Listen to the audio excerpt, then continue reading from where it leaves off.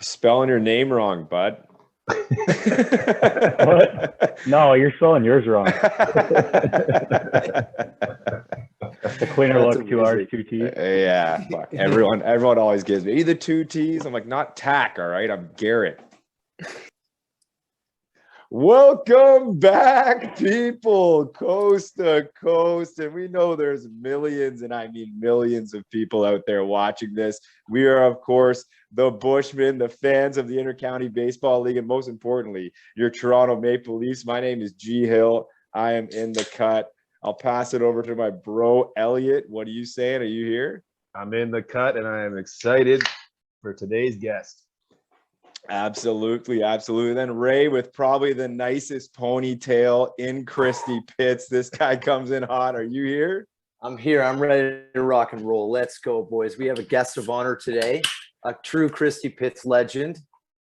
Cheers. Do we ever? And of course, there is another person here, not a Bushman, but we're a big fan of this guy. He's your infield catcher, just, player extraordinaire from coming out of Burlington. Is a former Notre Dame alumni there, high schooler, currently playing with the Indian Hills Community College in Oklahoma, the Warriors, but he's been a Warrior for us since 2018. You're reigning MVP of the IBL, Mr. Garrett Takamatsu. Is he here? What's up? I'm here, boys. Yes, guy. Just pump the tires right off the bat. Let's go. I gotta take these off. I can't see anything. Yeah, I can't see it. I finished off at Central Oklahoma. Central Oklahoma? Yeah, Indian Hills was my JUCO. Oh, shit. All right. Well, Yeah. That's why we got to get into it. My fact checking can be a little bit suspect.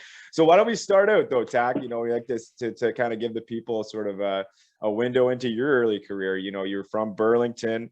You played at Notre Dame. You had an Ontario Blue Jays experience there in Mississauga. Why don't you tell us a bit about how you came about to, getting involved with baseball? Tell us a little bit about that. I started playing baseball probably, I think I was 2 or 3. I was pretty young. I had a pretty good arm on me when I was younger. My parents put me in T-ball. Kind of knew that was my sport at the beginning. Got into hockey. Kind of wanted to live the hockey player life for a little bit, but then quit, went back to baseball. I think I started playing again in my 10th grade year. I took about Just 2, jump 3 right years. back into it. Yeah, I took 2, 3 years off. I quit and focused on hockey. Was missing baseball too much, so I got right back into it. And then I went to the Ontario Blue Jays, and that's where I actually met Tops. He was my catching coach there. Kind of So went through the. What's Top seen there? Because I know he's recruited a lot of guys from the Ontario Blue Jays to play for the Leafs. Is he just like skulking around? Like, hey, kid. No, it was We have a actually spot for you. the Grace was trying to get me to go there from Barrie. Oh, really? He was hounding me for a while. He was I told him I was gonna go play hockey. He said, "Okay, I'll see you in a couple of years, man." And he was right about that. So yeah, to tell people a little bit more about the OBJ, the Ontario Blue Jays. So is this like a traveling team? Like, when do you start? Are you 14? Are you 12? Like, maybe you can kind of tell us a little bit more about Ontario Blue Jays. When I was there, it was 16U and plus. So it was like they had a 16U team, 17 and 18. It's a all year round thing. We train all year round. Have spring training in March where we go to Florida. Then we're in the States for 2 months in the summer. Come home for a little bit, and then we have our fall trip, which is what the program's known for. And we'll start in New York, work our way down to Florida or Texas, and play a bunch of schools along there. Cool. That's crazy. So it's that sounds like a grind. And you're 16 years old, still in school, I imagine. Yeah, it was I got a little later, so I didn't go on the first fall trip. I was a little too young, but the one I went to, it was my gap year, so I had no school. Nice. But the guys that were in school, I felt bad for them. Oh man. We'd play a game, hop on the bus, go to the next school. We'd roll in about 2 a.m. They're all doing homework on the bus. Oh my god. And then wake up, do it again. It was Right. Yeah, And you is get used it to life on the road quick. And so is it comprised, forgive my ignorance here, but Is it just for Ontario, like Southern Ontario players? Like, does each province have their own kind of traveling program, or is it mainly kind of the West Coast and Ontario really for Canada? It's mainly Ontario for the Ontario Blue Jays, and then there's like Quebec has one. It's called ABC. Okay. The one out west, Langley Blaze are really good, and then Alberta's got it's called Okotoks. So it's all pretty same, but they're grabbing more players from out east, I think. And then they actually have a guy from Japan there right now too. No way, really? Yeah, they got the international pipeline coming through. That's just crazy. That's jokes. That's jokes. Yeah. So I guess like before we get into your Leafs career, like, you know, I've already butchered, you know, where you went to school in junior college. So why don't you kind of unpack that? Like, I know to Central Alabama.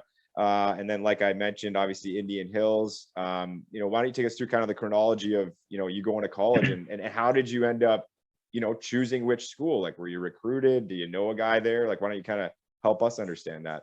So I started off at Central Alabama. They saw me. We were playing on the fall trip. We were playing the University of Alabama, Birmingham. So the coach saw me. I had 2 offers out of high school. Was there in East Central Mississippi. So I went visited both of them on a weekend. What a weekend, man! East Central Mississippi, Central Bama. But I got to Alabama. I fell in love with the South. It was warm weather. I think I went in February. Nice. And it was like 25 degrees out, sunny. Yeah. There's a lake right by the school. Auburn was down the road. The program perfect. recently won like a World Series. So I was about that. And then I got hurt and kind of wanted a different scenery change. So I went to Hills. And so I went from a bunch of stuff to do. We'd go to the lake. We'd go to like University of Auburn was right down the road. And then I went to the middle of nowhere, Iowa in Indian Hills. Literally middle of nowhere, Iowa. Now, I was noticing that the name of the town is the name of the town is like Ottawam or something. It's like OT. So Ottumwa was the main campus, the baseball team. They had this thing as like the tradition. That's where the campus started. It was in Centerville. So the whole school relocated to Ottumwa. The baseball team stayed in Centerville. I talked to Tops like about because he's like, hey, Indian Hills is interested. He's like, don't go on a visit, just show up. I was like, that's okay. Amazing. And I showed up and the classrooms were portable. The only people on campus were the baseball team. Had like 4 baseball fields. It was literally just like an academy. I think we had like 4 non-baseball people on campus. Wow. How did those guys end up there? We had guys from like Australia, Japan, that's so like crazy. all over. Yeah. But they all scheduled visits, right? They all scheduled visits. So they're like, oh, we're in Centerville, this great town. They're like, yeah, for sure. I was told I was going to the Ottumwa campus. So I looked it up. I was like, oh, nice. Didn't really see a baseball field. And then my roommate, too, from this year in Central Oklahoma, I played with him at Hills. He's from the Netherlands. Wow. That's crazy. I've never seen a culture shock so bad in my life than him rolling up. Can I go home now? Yeah, he's like, he looked at me. He's like, "Where's the rest of the school?" And I was like, I guess this is what we're getting right now. Wow. Well, I guess by going to a strictly baseball academy and you couldn't go out to like frosh parties and just get crippled till 5 a.m, your numbers sure held up. Your batting average was 384 in 2020. As a sophomore, I guess that would have been. That was my junior year. Okay. Yeah, so I was at Central Oklahoma then. 373 in 40 games in 2021, and then you finished off. I guess this year 328 average. Your OPS was never above 1. Like you were 1.127, 1.063, 1.127, and then this year you hit 18 bombs. So 18 homers. That's pretty spectacular. What kind of Barry Bonds program are they sticking you with down there? First of all, it was probably the windiest it's been in Oklahoma in like 20 years, so that helped a lot. That's amazing. Going up to the field and there's like 30-mile-an-hour winds blowing straight out. Some days you just have to put it in the air. Like it could be like a fly ball to the infield. Just leaving by like 40 feet. Just Yeah, it's not smashing, coming yeah. back. That's amazing. That's But awesome. I'd say the summer with the Leafs really helped with my power numbers going into school. Yeah. I had that confidence. So. Oh yeah, you were all jacked up from that MVP win. Oh yeah, and I was still feeling good. I took the fall off. I went to school in the spring, so I kind of cheated the system with that. Nice. And then all these guys are beaten up from the fall. The fall's a grind. Yeah. Right. And I was coming in fresh. They're like, "Who's this guy?" So are you done with Indian Hills then? So Indian Hills, I went to 1 year. I'm done with Central Oklahoma now. Oh, sorry, Central Oklahoma. I mean, yeah. I've had my 2 senior days. That's the one jersey. Oh, I think I set a nice. school record. I had 2 senior days, so I think I'm the only one. Got recognized for graduating like 4 different times. That's awesome. So I'm still getting emails from them. They're like, "Yeah, you got to set up your graduation." I'm like, "Look, I've been done for about 2 years now." So that's amazing. That's amazing. You're going to be showing up to every alumni event. You're going to be there just like you're 56 years old. They're like, "Tak, just go home, man." Yeah, no, I'll find any excuse to go back here. I have a bunch of good friends there. They're all local too. So that's awesome. That's awesome. What kind of transition was it going back from wood bat to aluminum again? Because I imagine you probably had a little bit more oomph in your swing when you grabbed that aluminum bat. Going from aluminum to wood is a little tough. Going from wood to aluminum is like playing softball. Like you hit some balls and you break your bat and they'll still go out with aluminum. That's amazing. So yeah, why don't we get into the Leafs? Obviously we are people, a podcast for the Intercounty Baseball League. And like we said, Tak, you've been a great member of this team for, going on would be 5 years, but we had 1 year canceled. So you started in 2018. You had 27 games played. Not bad for a rookie batting .320. Like you said, I guess you didn't get that man strength from the farm fields out there. You had the 1 home run, but a pretty productive rookie campaign. Like what were your thoughts? Maybe, you already had a relationship with Damon Toppoli, the coach, through the OBJ days, and obviously stayed in touch with you while you're in college. But, what did you think, first maybe walking into an IBL locker room with an ogre of a man, Dustin Richardson, standing there, or some ex MLB players like potentially on the field? Like, what were your thoughts on that? So Richardson wasn't there yet. They were trying to get him. That was like the early stages of trying to get him. But we had like Reeves Connect, like Mara. We had a bunch of pro guys in the lineup. And I was like brand new to catching. I got converted like my freshman year of college. So I got to work with Reeves every day. He was up to AA with the Jays. So that was really good for me. But just like talking to them every day, I'd pick their mind. I was that little young annoying kid asking them a ton of questions. Like half the time they're looking at me, they're like, "Someone shut this kid up, figure it out." So like they helped me a ton. So I'm like super, super thankful I went there that first year. That really helped me mature as a hitter. But I've always heard stories about the pitch. I never saw it. And my first game there's people LARPing in left field.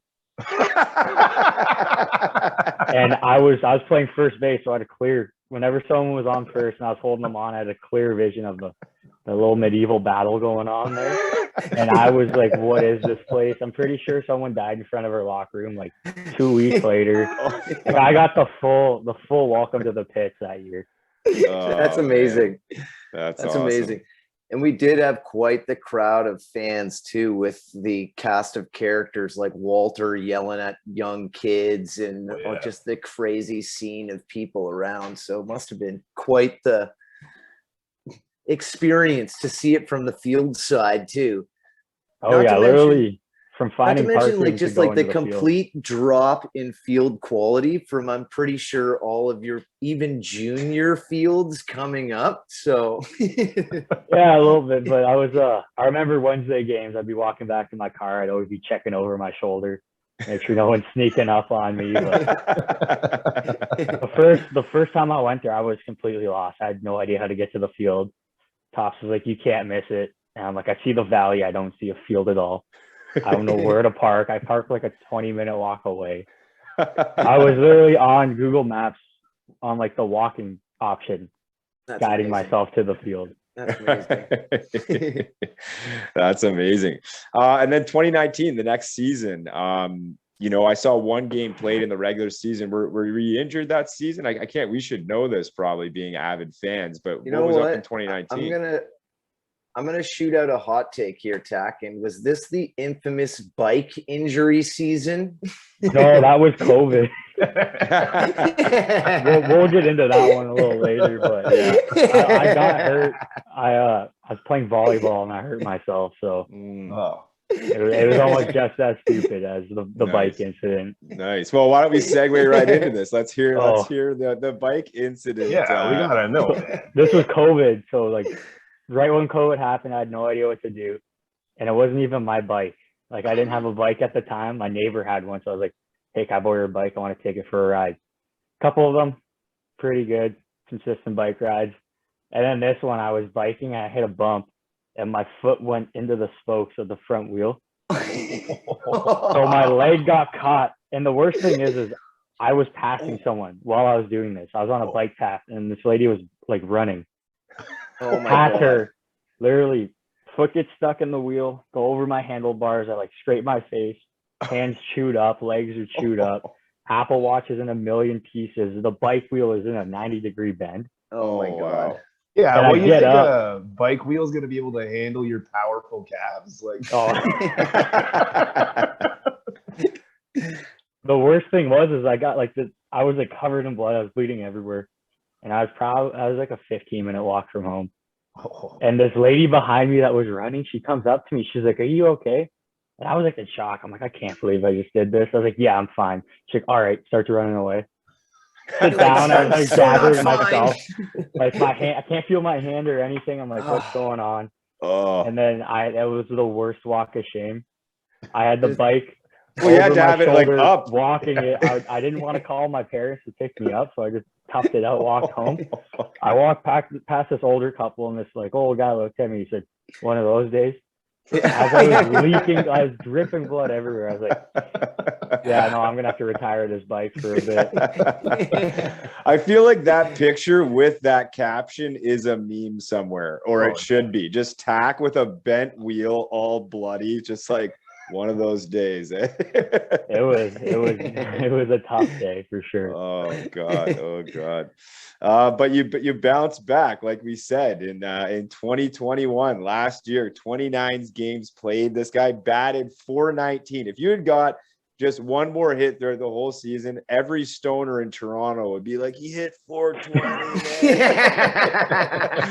.419, 12 home runs, 38 RBIs, 13 doubles. Like you said, I guess maybe like, you know, you were playing guilty that whole season because you felt so much shame from your bike accident. But maybe what was it that maybe changed going into last year? Because you obviously were just, you know, you're dialed in the whole season. I had a lot of protection in the lineup. I thought I was going to be like a later of the bat type of guy. Saw Castaldo was coming, Riley was coming, and I'm like, I might not even play, if I'm being honest.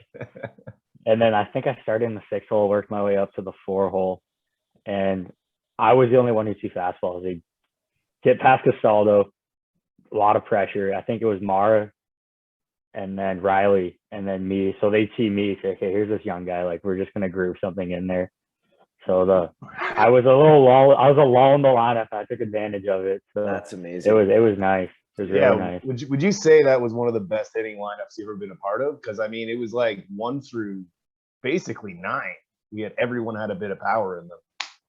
Like, it was ridiculous. Like I think we led every offensive stat. Yeah. The whole season. Like what we have, I think we had like 70 home runs and 30 games. Was ridiculous. There was many double-digit games. Yeah. Well, I think it was 321 games last year. Yeah. You guys it was we'd walk up to the field, the first pitch would be thrown, and we'd sit back and be like, "Hey, who's gonna hit the farthest ball today?" Right. That was really it. And then it was Yeah. We also didn't have any of the imports too, so the arms are kind of down a bit, which was nice. But that veteran lineup we had, they didn't let pitchers get away with anything. No. Yeah. And then when we took the lead too, it was cutthroat before we finished the game. Yeah, well, like he's saying, folks, like last year, obviously our lineup, as he's mentioning, we had batting line, like just strength all the way through.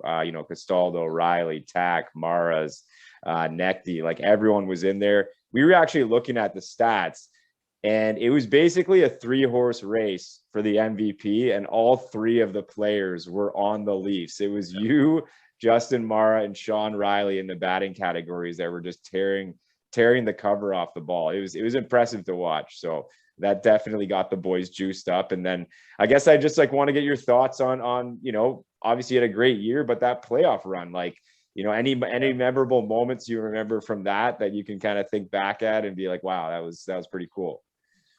The walk-off in Game 4, that was probably the best. The Hamilton series, you kind of handled that pretty well. Yeah. But when we walked off at London, what was it, 13 innings? More than that, I think, wasn't it? No, I think it was 13. 13 or 14. 13, yeah. 13 or 14th inning, yeah. I think Sean Riley hits a walk-off home run. Like the pits went crazy. Like you guys were probably obviously in your own bubble, but that entire, was the vibe, maybe I wanted to touch on that just to kind of give some people some light. Do you guys notice a difference? We've noticed the pits kind of continue to grow with people kind of over the last year or so. Have you guys felt the energy down there? Yeah, it was, the whole regular season was good, but the playoffs was a different beast on its own. Yeah. I think we lost 1 or 2 games at home, maybe 3. Yeah, it was the home field advantage was. It's tough to play at the pits to begin with, but then with the crowd like that, it was almost impossible to play there. You guys were getting in the head of the third baseman, couldn't make a single play. That was continuous. That was continuous the whole season too. Whenever I see you guys walk up with the megaphone, great. I knew we were going to win. We're bringing that back this year. Thank you to Sister Mara and Mama Mara for getting us that megaphone. Oh, they got you it? Yeah, it was their fault. It was their fault. Wait, Tak, from last year, what was your? Do you have a specific Bushman inspired crumbling from a pitcher or a third baseman that you remember clearly? The Kitchener third baseman. I think he made 5 errors in that game. You'd like to see it from that. I felt so bad for him. Yeah, because I think that I'd get on third. He'd look at me and say, "This is awful." I'm like, man, I'm sorry. I can't do anything about it. I'm so sorry. You're like, dude, they smell blood, man. I'm sorry. Yeah, if they give you anything to feed off of, it's game over. Oh yeah, we do love it. We do love it. I was actually going to mention that as well. Al, what was an experience that you saw that the Bushmen might have had an influence on? What about just for you're a road warrior. You guys are obviously traveling to go to different parks. What's the worst meal you've eaten on the road for a pregame or a postgame? For school or just IVL? Let's just say in general. It can be either school or IVL. IVL is pretty consistent. We get the same sandwiches. Sometimes at home we get pizzas. Nice. The spread's pretty good. We get spoiled with the spread with the Leafs for sure. Where do we go? Brantford. They give us hot dogs. That's good. Nice. That's a big plus. Nice. Those hot dogs are good. Nice. But, at school, we've had a couple gas station dinners for sure. We got these. It's a universal term in JUCO. It's called a sack nasty. Okay. Staff makes it.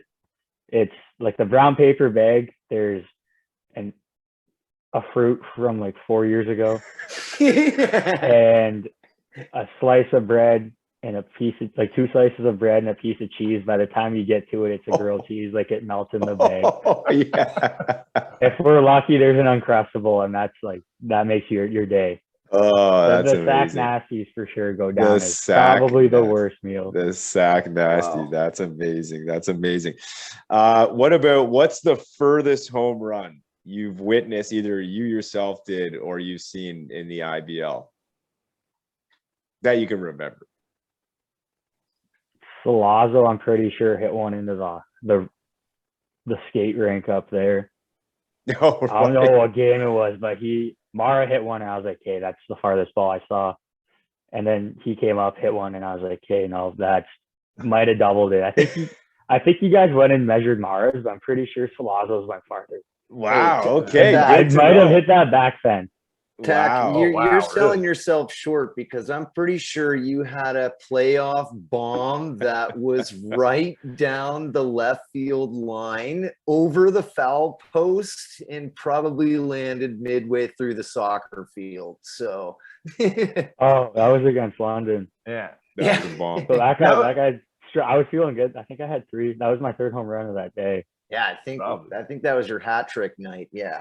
But Yeah. that guy, he struck me out last time I faced him, and I stepped in the box. I was feeling good, and I'm like, "There's no mercy right now." Yeah. That was also, I'm pretty sure, foul by like 15. Oh, it was. Oh, so yeah. foul. It was so foul. Hey, When the ref Elliot, goes- we don't when the talk ump goes about like this, that. I was like, all right. We'll Well, take no, it. the ump was like, that was such a prodigious shot. I don't care that it was foul. Yeah, he just liked it. He liked it. That's I think it was one of the umps I know, and I was talking to him after. He's like, I mean, I saw it go. It was fair when it passed the pole, hooking a little bit, but he's like, I lost it, so I just Yeah. put it on there for you. He's like, whatever. Yeah. I'll give you Plus, that. he knew your squad was there watching you, so he wanted to give you the hat trick so your Yeah. friends could just go nuts. Oh, they love you guys. They love you guys. What about we were That's talking about this awesome. earlier when we went on the road there to Welland and even before, we can't figure out what your walk-up music is. What's your go-to walk-up track, Tak? So it's called "Who You Foolin' by Gunna." It was a rap song, but the intro is like you walk into a Mandarin. So being in Oklahoma, I had to stay true to the Asian roots there. But I have "Feeling Good" by Michael Bublé right now. Oh man, that's hilarious. Yeah. On the music front, who's in the room for the boys? Who's running the speakers? Who's the DJ for the boys in the room? Oh, the Maras get on there. They'll take over. We had What kind of music is it? I don't even You know, it's half only the Frank time. Sinatra, G. No, it's a lot of rap. It's like Lewis would take over most of the time last year. Yeah. But the Nice. Mars are on it. They're playing. It's like we're in a club. game. Just the heaviest Italian Euro beats you've ever heard. Oh yeah. Oh it. yeah. I love it. I love it. Yeah, I guess another one. Do you remember? Because it sounds like you've obviously seen us, lay to waste some third baseman there. But do you remember any like specific heckles from the Bushmen that just kind of made the boys chuckle on the bench? Oh, there's so many. Like, oh, there's one about Castaldo when he was on Barry. I don't think I can say it on here. That one was a good one. Oh, the Brit can't hit chant. Oh, nice. That was cutthroat. That was rude. I'm pretty sure the whole pitch was chanting that at one point. That's what we do love about the pits is like, we've noticed just, more and more people that are kind of casually coming to the game, they're getting into the vocals too and getting into it. I think a lot of people think it's like cathartic, just if they've had a bad day, they can come down to the pits and just like yell at some player. Yeah. But we'll take it. We got about, I don't know, maybe like 6 or 7 minutes, boys. Like, did you guys have other stuff to kind of jam on with Tak here? Elliot, you want to go? Yeah, I mean, I'm just, it's been a real pleasure having you on the squad, man. Like, you came up, you became a real big part of the middle of our lineup. And frankly, you inspired our very first chant ever when we would just go, Tak, Tak, Tak. And our cousin would count it off and then eventually close the fist. Takamatsu! That's my buddies when they came to the game. They're like, "You're a celebrity." I'm like, "I'm a celebrity in like an acre of Toronto." And he's like, "You got your own chance and everything." I was like, "Yeah, no, they do an awesome job." And Yeah, it's always fun coming to the field with you guys. I love It was pretty funny because your friends actually came up to us. They're like, Tak? we don't call him Tak, we call him G. And we're like, his name is Tak. That's everyone at home knows me as G. So good. Anything sports related, it's Tak. Like I had one of my pitching coaches come up to me. He's like, "Your name's Garrett." And I was like, "Yeah." He's like, "I just thought you were Tak." And I was like, "Oh, like I've had teachers at school, like university, they'd call me Tak." That's That's hilarious. awesome. You're like one of those Brazilian soccer players. You don't even have a first or last name. You're just Tak. Just the one name. Well, I don't know, man. This Oh, was man, awesome. this Ray, did you have some stuff to throw at Tak? Like this has been awesome. No, man, I think we covered everything. Just kind of same as what Elliot said. It's been, just awesome watching you. We're wishing you all the best moving forward, your next venture there. And, we're going to be keeping an eye on you for sure. And fingers crossed that maybe we'll see another, special Tak day at the pits where you return for one final home run for the boys at the end of the summer. Yeah, sorry I couldn't give you any this year. Yeah, It's been a power outage in the pits, man. Up Oh, until I know, last right? game, there was no one's hitting ding dongs. yeah. No, And dude, man, they've plunked you like 4 or 5 times already. They're trying to injure you before you head out there to Quebec, man. I don't like it. 4 games, 5 hit by pitches, I think. 4 of them are in the exact same spot. It looks like I have like a universe bruise on my back. Oh, let's see it. Show the bruise, man. It's somewhere up here. It's deep buried away. Oh man, well, like we said, Tak, man, you've been a fan favorite of not only the Bushmen, but the whole team. It's been a pleasure cheering you on, man. We wish you obviously the best of luck, and thanks for coming on with us knuckleheads, man. We look forward to seeing you get it down the line, and I guess we'll just wrap it with the shades on in true Tak fashion. There you go. And we'll salute. All right, boys. I appreciate you, boys. Thanks for everything you guys did, and keep it going. Yeah, for sure, Tak. Beauty. Thanks.